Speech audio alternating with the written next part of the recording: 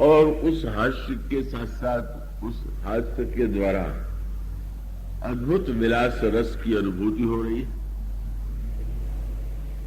तो वो अद्भुत हास्य विलास और रस की भी अंतिम परिणति वो स्वामी जी कहते हैं कि दर्शन करने वाली स्त्रियों को ये प्रतीत हुआ कि हमारे जन्म लेने का उद्देश्य जो है वो पूरा हो गया।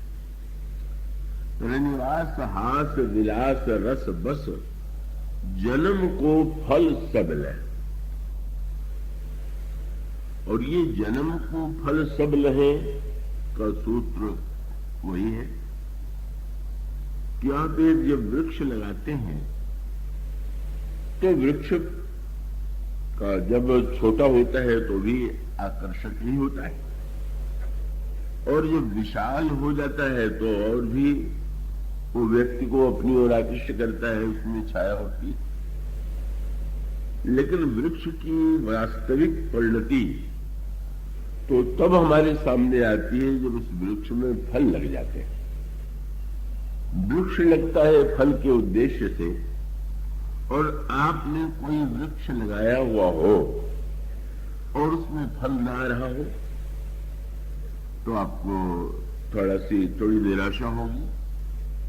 आप निराश होकर के सोचने लगेंगे इतना विलंब क्यों हो रहा है फल में।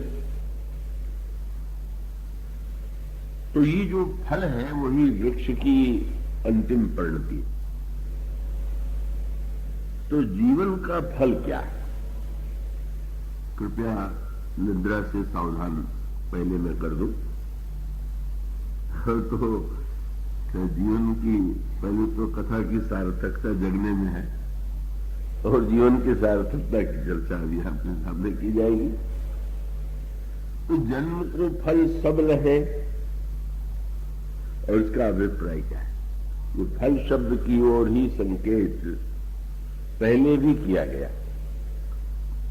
कईयों अगर देखें तो मनुष्य का जो जीवन है,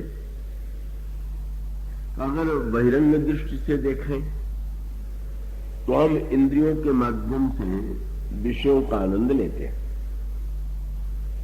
मनुष्य के जीवन में विषयों की आवश्यकता है। विषयों के बिना वह जीवित नहीं रह सकता है। किंतु विषय क्या जीवन का चरम उद्देश्य है क्या? क्या केवल विषयों का भोग कर लेना ही जीवन की चरम सार्थकता है क्या? और तब इसका उत्तर तो यही है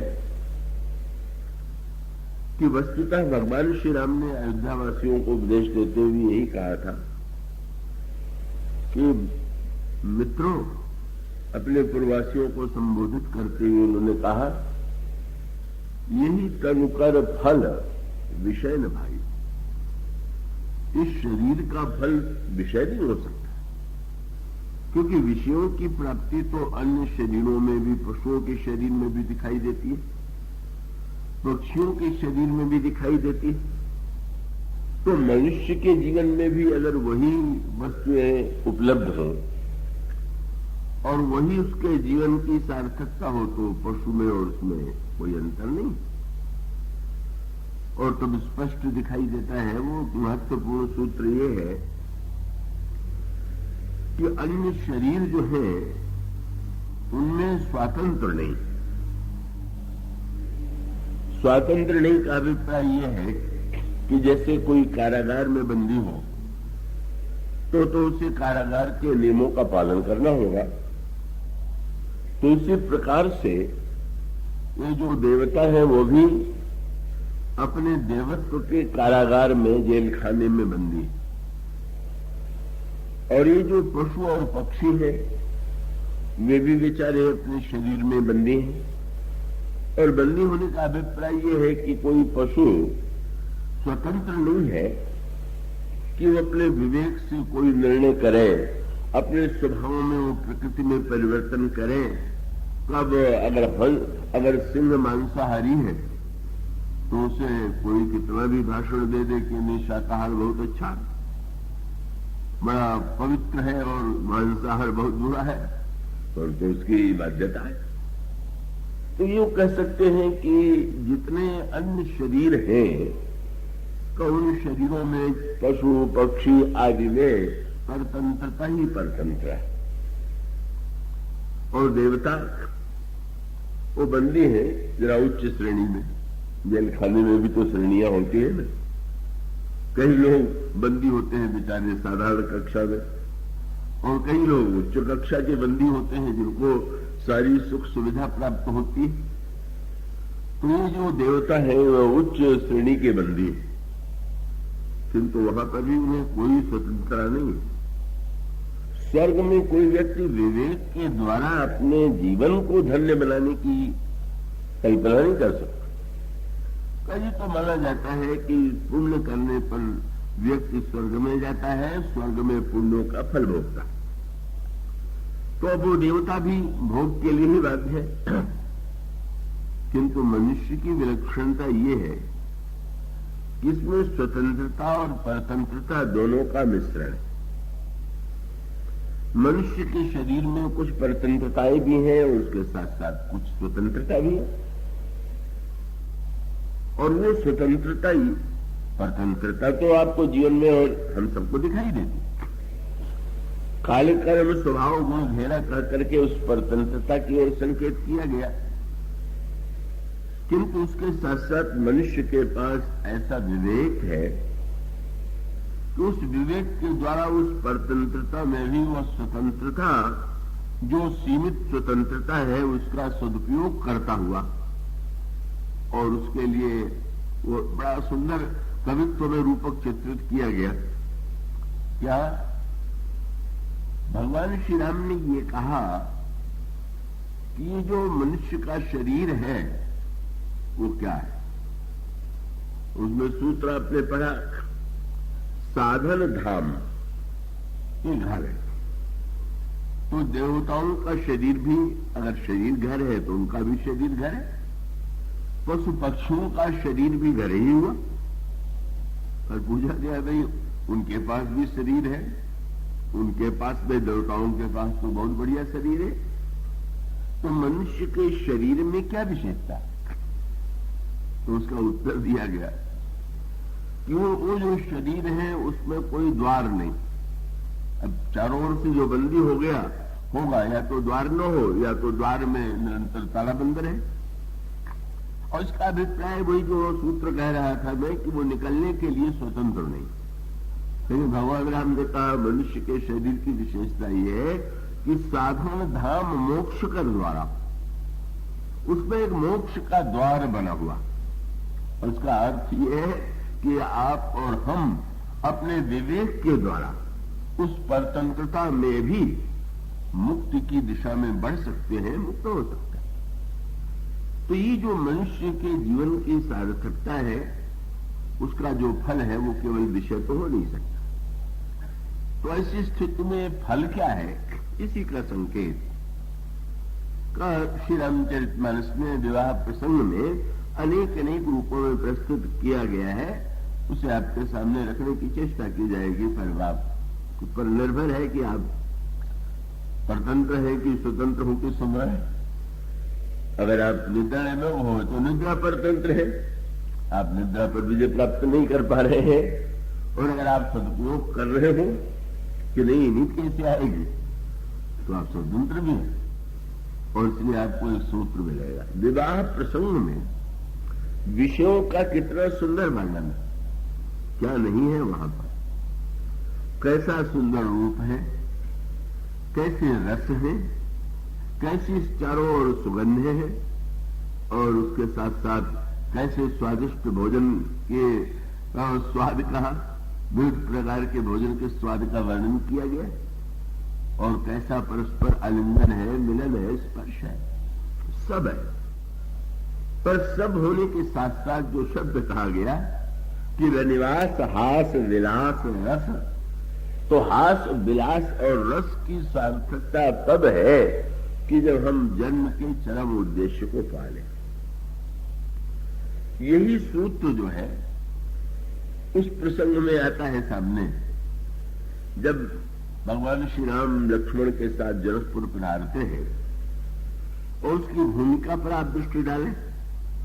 यह विवाह जो है वो अनेक विलक्षण मार्ग से भगवान राम जनकपुर में पधारते हैं और वो विलक्षण मार्ग है, पहले महर्षि विश्वामित्र के आश्रम में जाते हैं और महर्षि विश्वामित्र के साथ का फिर वे जनकपुर की ओर प्रस्थान करते हैं और जनकपुर के मार्ग में चलते हुए भगवान श्री राम के द्वारा एक अद्भुत कार्य संपन्न होता है और वो ये है कि भगवान श्री राम जब महर्षि के साथ जा रहे थे तो मार्ग में दिखाई पड़ा एक बड़ा ही सुंदर आश्रम है,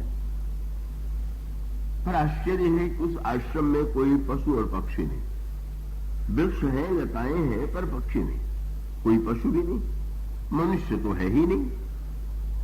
और उस आश्रम के बीच में उन्होंने देखा कि एक शिला है, वो शिला जो है वो नारी आकृति वाली शिला। प्रभु ने महर्षि विश्वामित्र से पूछा, महाराज जी विचित्र दृश्य है, क्या आश्रम इतना सुहावना पर वहां कोई पशु पक्षी मनुष्य नहीं, इसका कारण क्या है? वो सभी का आश्रम एक दी खमग माही, खगमृग जीव जंतु को नहीं। और जब महर्षि से प्रभु ने पूछा तो महर्षि ने वो जमीन लिखा कि जब उन्होंने खगमृग जीव जंतु को नहीं पूछा, मुनि शिला प्रभु देखी तो सकल कथा मुनि कही विषय की। उन्होंने वह कथा प्रस्तुत की कब वो महर्षि गौतम की पत्नी अहिल्या कैसे पत्थर के रूप में परिणित हो गई। ये जो आपको नारी आकृति दिखाई दे रही है ये महर्षि गौतम की पत्नी है और ये महर्षि गौतम के शाप के कारण शिला हो गई।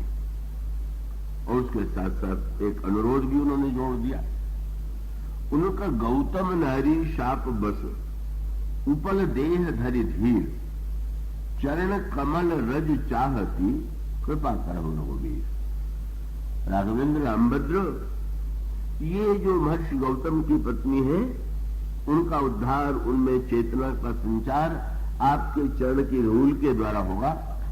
आप इनको चरण की धूल का स्पर्श करा करके धन्य बनावे। क्या रहस्य है? अब पहला कार्य जो भगवान श्री राम के द्वारा जनकपुर के मार्ग में संपन्न होता है वो अहिल्या का उद्धार है। और इसका अभिप्राय क्या है? वो ऐतिहासिक अहिल्या जो महर्षि गौतम की पत्नी थी वो तो त्रेता युग में थी, पर गोस्वामी जी विनय पत्रिका में प्रभु से कहते हैं कि प्रभु मैंने सुना है कि आपने त्रेता युग में अहिल्या का उद्धार किया था। प्रभु ने मुस्कुरा के पूछा कि आप तुम्हें विश्वास नहीं है क्या? मैंने सुना है तो ठीक ही होगा, लेकिन मैं तो प्रत्यक्ष प्रमाण चाहता हूं। प्रमाण क्या है चाहते हो?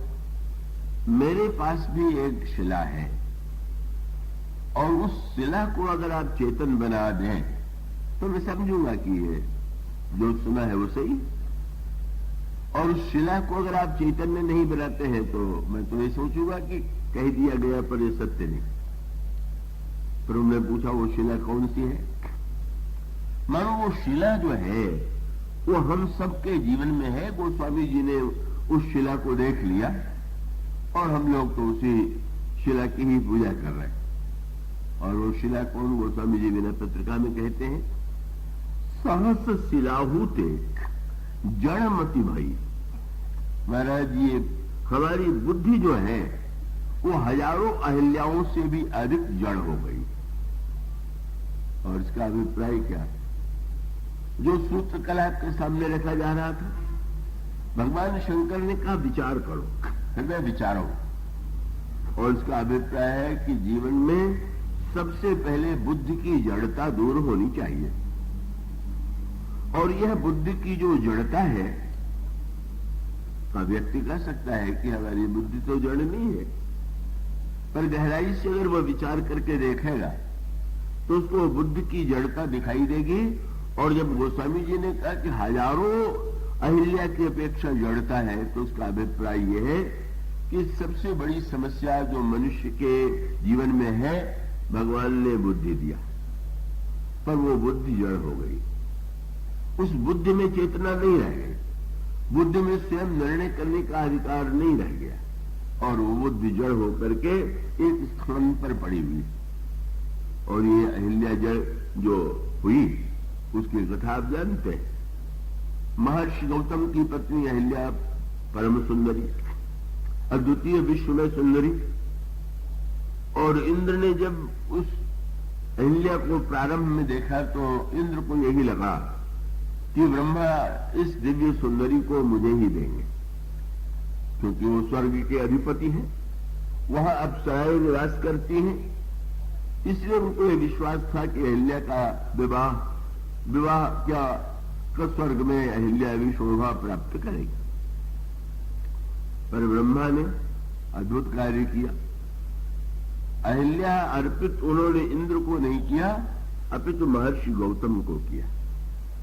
और वही सूत्र है का एक और इंद्र गौतम है जो त्याग में है, तपस्या में, और दूसरी ओर इंद्र है जो भोग में है।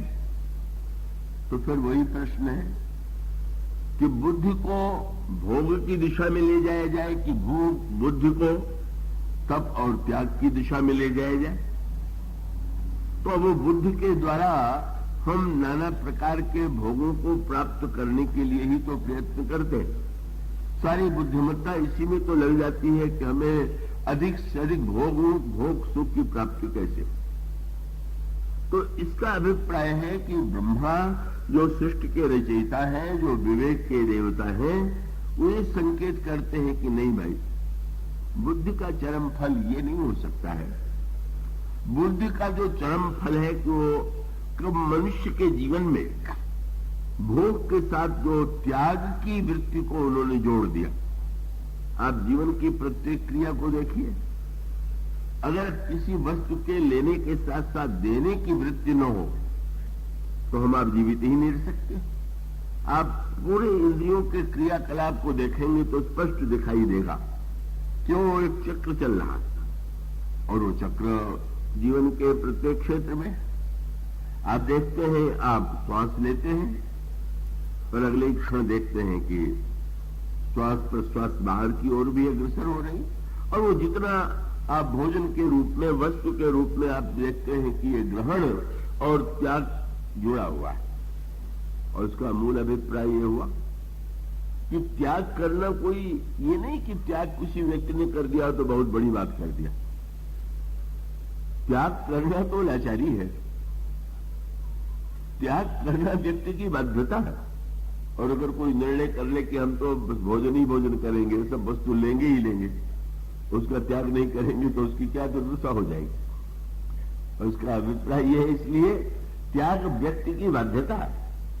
और व्यंग्यात्मक रूप में जो बात कही गई कि किसी महात्मा के पास कोई सज्जन गए और जा करके जब उनके चरणों में प्रणाम किया तो स्तुति करने लगे, महाराज हम लोग तो बड़े संसारी हैं, आप जैसे त्यागी का दर्शन हो गया, हम धन्य हैं।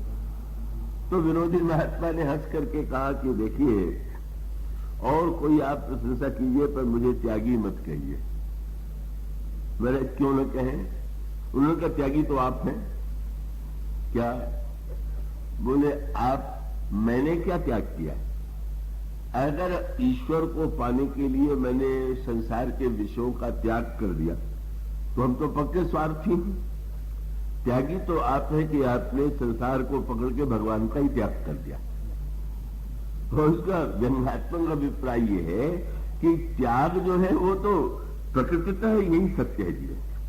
और इस जो ये कहा गया कि त्यागा क्षांति अनंतरम, तो आप इसका अनुसरण है करेंगे, सांस जरा तो रोकिए, बस छटपटाने लगेंगे। जब सांस आप छोड़ेंगे तो ही आप चैतन्य रहेंगे। हर क्रिया के साथ यही सत्य जुड़ा हुआ।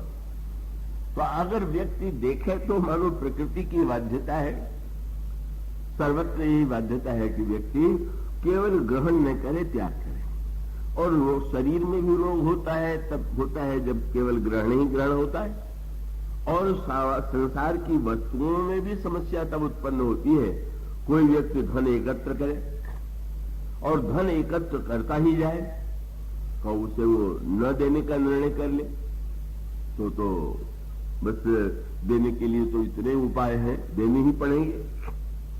आप सत्ता को दीजिए, जो अन्य ग्रह मांगने वाले हैं उनको प्रसन्न कीजिए, क्योंकि आपको अपनी सुरक्षा के लिए उनको देना भी परम आवश्यक है। और ये जो अनिवार्यता है, इसलिए मानो विवेक का फल जो है का वो ग्रहण नहीं हो सकता है, उसका अंतिम फल ग्रहण के बाद त्याग। इसी बात का बार बार संकेत किया गया कि जब श्री भरत ने से ये कहा गया कि अयोध्या का राज्य आप स्वीकार कर लीजिए क्योंकि ये धर्म है, और ये कहा गया कि धर्म इसलिए है कि अगर श्री राम पिता की आज्ञा को धर्म न मानते होते तो बन क्यों जाते। तब जब उन्होंने पिता की आज्ञा को धर्म मान लिया तो क्या आप पिता की आज्ञा को धर्म नहीं मानेंगे? भगवान राम ने जो धर्म की व्याख्या की आप वो नहीं करेंगे? श्री भरत ने कहा कि नहीं। क्यों? बोले भगवान श्री राम ने धर्म का जो अर्थ ग्रहण किया उस आज्ञा में वही अर्थ है और उसे प्रभु ने स्वीकार कर दिया, और आप लोग जो आज्ञा दे रहे हैं उस आज्ञा में ठीक उल्टी आज्ञा है। क्या? तो श्री राम को राज्य त्याग की आज्ञा दी गई तो प्रभु ने मानो यही कहा कि सबसे बड़ा धर्म तो त्याग ही है, और अगर त्याग की आज्ञा दी जा रही है तो उससे बढ़कर के तो कोई धर्म का पालन नहीं होगा। फिर भरत जी ने कहा कि अगर आप लोग मुझसे भी कहते कि ये वस्तु छोड़ दीजिए तो पकड़ने रहने पकड़, शास्त्र का उद्देश्य व्यक्ति को यह बताना है क्या कि तुम ले लो, ले लो, इनको सिखाना पड़ता। वो तो बच्चे से लेकर जो बड़े तक सब सीखे हुए हैं, ले लो। लेकिन वो लेने के साथ साथ अगर वो देने की वृत्ति नहीं होगी, भरत का अभिप्राय था कि आज्ञा का मूल तत्व यह है कि आप लोग भोग के माध्यम से धर्म की व्याख्या कर रहे हैं। राज्य ले लेना, सिंहासन पर बैठ जाना, भोगों को भोगना ही धर्म है, पर प्रभु ने तो उस आज्ञा को नहीं स्वीकार किया। प्रभु ने तो त्यागमयी आज्ञा को स्वीकार किया। यही है धर्म के तत्व का सच्चा ज्ञान। तो मनुष्य की प्रकृति में जो ये विपरीतता है उसका मानो संकेत ये है कि विवेक के देवता सृष्टि के रचयिता ब्रह्मा ये कहते हैं कि अहिल्या का विवाह तो गौतम से ही किया जाना चाहिए, और वो परम धार्मिक है, तपस्वी है, और वो उनका जीवन त्यागमय है। किंतु समस्या तब उत्पन्न हुई जब इंद्र के मन में बड़ी ईर्ष्या हुई, बड़ा बुरा लगा कि मुझे जो सुंदरी मिलनी चाहिए थी उसको दे दिया गया एक ऐसे व्यक्ति को जो वन में रह करके कुटिया में रहता है। और तब उसने छल का संकल्प किया। बस यहीं पर वो सूत्र आ गया, और वो सूत्र क्या है कि इतनी अप्सराएं हैं, भोग जीवन का लक्ष्य क्यों नहीं हो सकता? क्योंकि उसका एकमात्र कारण यह है कि अगर आप इस शरीर से भोग भोगे और निरंतर भोगे तो आप परिणाम भी देख लीजिए। आप भोजन में अतिरेक कीजिए, किसी विषय में अतिरेक कीजिए, रोग और कष्ट जो है वो घेरे बिना नहीं रहेगा। और अगर हम देवता भी बन जाए तो देवता को तो रोग नहीं होता, पर रोग न होने पर भी तो ये सत्य सामने आ गया कि इतनी सुंदरी अप्सराएं वहां पर विद्यमान है, पर इतना होते हुए भी तो उसको संतोष नहीं। मनोभोग की समस्या यह है कि या तो मनुष्य भोगे तो संकट में पड़े, और या मनुष्य अगर भोग के निरंतर भोग में लगा रहे तो भी उसको जीवन में तृप्ति का अनुभव कभी नहीं होगा। कितनी मनोवृत्ति की का पतन है इंद्र के। उसने वेश बनाया साधु का, और वो साधु माने गौतम का वेश बना लिया। मानो फिर वही संकेत है। यहां पर रावण और इंद्र एक स्तर में आ गए। रावण भी का लंका में इतनी सुंदरियां हैं, देव यक्ष गंधर्व नर किन्नर राजकुमार, जीत वरी निज बाहुबल बर सुंदरी बहुनारी। फिर भी रावण सीता जी के सौंदर्य का वर्णन शूर्पणखा से सुनता है और उसके मन में उन्हें पाने की लालसा जागृत होती है, और जागृत होती है तो वो भी साधु का वेश बनाता है। और इंद्र के मन में भी अप्सराओं के होते हुए भी अगर अहिल्या को प्राप्त करने की इच्छा होती है तो साधु का वेश बनाता है। क्यों? बोले भोगी को भी पता यह है कि त्यागी दिखलाने पर जितना भोग मिलता है, भोगी बनने पर उतना भोग नहीं मिलता। माने इसका अर्थ है कि पूजा तो लोग त्याग की करते हैं। आप कह दीजिए कि मैं लेता हूं तो आपको लोग थोड़ा देंगे, आप कह दीजिए मैं तो कुछ नहीं लेता तो देने वालों की ऐसी भीड़ लगेगी। आप जितना नकार का स्वांग करेंगे तो साधु के जीवन में नहीं आवश्यकता है तो एक बात है, पर जो वेश की ही पूजा करता है, मानो सूत्र वही है कि वहां पर भी व्यक्ति अगर ठगा भी जाता है तो मानो नकली त्याग के द्वारा असली त्याग का दर्शन हो जाए तो व्यक्ति के जीवन में त्याग की वृत्ति आवेगी, और नकली त्याग की बात होगी तो उस व्यक्ति के जीवन में उसका कष्ट सामने आवेगा। कैसी भी विचित्र विडंबना है। मैंने महान पुण्यात्मा इंद्र और पाप युक्त जीवन व्यतीत करने वाला रावण, मानो भोग की लालसा दोनों में समान है, और भोग की लालसा को पूरे करने के लिए वो सब कुछ करने के लिए प्रस्तुत है, चाहे वो इंद्र हो और चाहे वो रावण। इसलिए तो बड़ी मीठी कथा आती है। किसी सूर्यवंश में ये भगवान श्री राम के पिता महाराज दशरथ जी के पिता अज के पिता रघु, और रघु के पिता थे महाप्रतापी दिलीप। दिलीप ने शास्त्रों में ये सुना पढ़ा कि 100 अश्वमेध यज्ञ करने वाले को इंद्र पद प्राप्त होता है, और उन्होंने संकल्प ले लिया। 99 यज्ञ पूरे हो गए, पर जब 100वां यज्ञ चल रहा था तो अश्वमेध का जो घोड़ा छोड़ा गया वो चोरी चला गया। सारे संसार में पता चला, किसी ने रोका, पकड़ के रोक लिया होता तो युद्ध होता, पर घोड़ा चोरी चला गया, यज्ञ कैसे पूरा हो? और तब वशिष्ठ जी ने ध्यान में देखा कि उस घोड़े को इंद्र चुरा ले गया। रघु तो महान प्रतापी थे, रघु ने तुरंत कहा कि मैं उसको अभी स्वर्ग पर आक्रमण करके उस घोड़े को वापस लाता हूं। लेकिन उसमें दिलीप के सत्संग का संस्कार वो जागृत हो गया। उन्होंने यही कहा कि ना, अब मैं 100वां यज्ञ पूरा नहीं करूंगा। आश्चर्य हुआ, महाराज एक ही यज्ञ बाकी है और वो भी पूरा हो सकता है, और आप क्यों नहीं पूरा करना चाहते? तो दिलीप ने कहा कि अब क्या मेरे मन में इच्छा है, जब मैंने देखा कि 100 अश्वमेध करके इंद्र बनने वाले की भी चोरी करने की आदत नहीं गई, तो अब वो मैं इंद्र बन जाऊंगा तो वही तो बनूंगा। इसका अभिप्राय ये है कि ये लालसा जो भोग की और धन की है, इन दोनों की लालसा जब तीव्र होती है तो मनुष्य उसी स्थिति में पहुंच जाता है। अंतर है, रावण और इंद्र एक ही स्तर में यहां तक दिखाई देते हैं, पर आगे भिन्नता, उस भिन्नता की ओर भी यहां पर संकेत है। तो ये मानो ये संघर्ष तो समाज में निरंतर चलता रहता है। मनुष्य में भोग की लालसा स्वभाव से ही होती है, और दूसरी ओर उसको नियंत्रण करना उसकी बाध्यता है, करना ही चाहिए उसको। और ऐसी स्थिति में का इंद्र के मन में जब वो स्वर्ग के सौंदर्य से भी उसकी लालसा पूरी नहीं हुई, तो वहां घोड़ा चोरा ले जाना और यहां पर गौतम का वेश बना लिया। और गौतम का वेश बनाने के आने के पहले आश्रम में महर्षि गौतम नित्य प्रातः काल ब्रह्म मुहूर्त में स्नान करने जाते हैं। उनको लगा कि प्रातः काल का प्रकाश हल्का हल्का हो रहा है, भ्रांति, इसको भ्रम कहते हैं।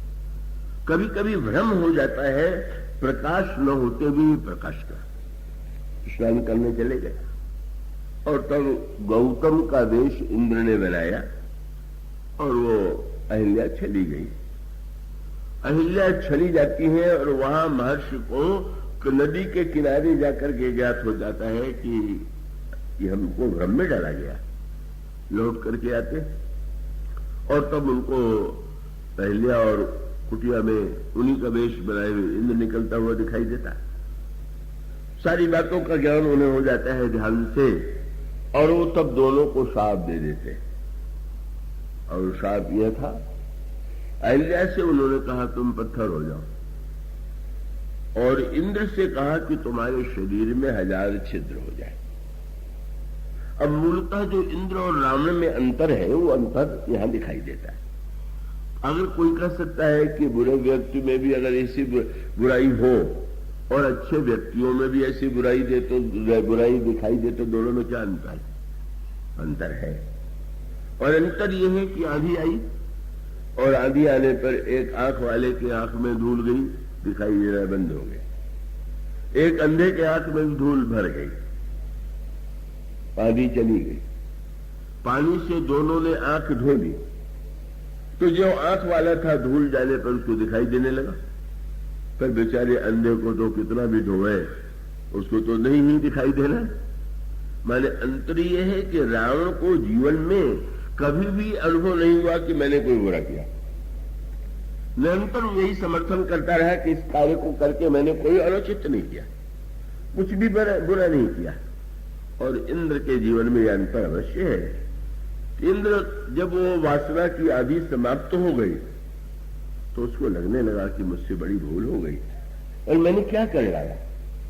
और तब जो बड़े महत्व का सूत्र है, इसका अभिप्राय ये है, बुराई होने पर बुराई का समर्थन करने लगना, ये मानो मनुष्य को निशाचरी वृत्ति की दिशा में ले जाने वाला। और बुराई हो जाने के बाद हमको अपनी बुराई का भान हो जाए, तो मानो हम सही दिशा में, सुधरने की दिशा में बढ़ रहे। तो ये अंतर तो निश्चित रूप से इंद्र और रावण में है ही, पर उसका सूत्र क्या है? मानो विषय जड़ है और व्यक्ति चेतन, ये तो स्पष्ट ही। कैसी विचित्र बात है कि व्यक्ति ये मान ले कि हमारा जो आनंद है वो जड़ में हो, चेतन जड़ में आनंद की खोज करे, ये मानो उसकी जड़ता। यही बुद्धि का पत्थर हो जाना है। हम ये मानते हैं कि ये वस्तु हमको नहीं मिलेगी तो हमें आनंद आएगा ही नहीं, हम सुखी होंगे ही नहीं। ये जो हमारे जीवन में एक बन गई है धारणा, और वो धारणा मनुष्य के जीवन में बड़ी अद्भुत रूप में आती है।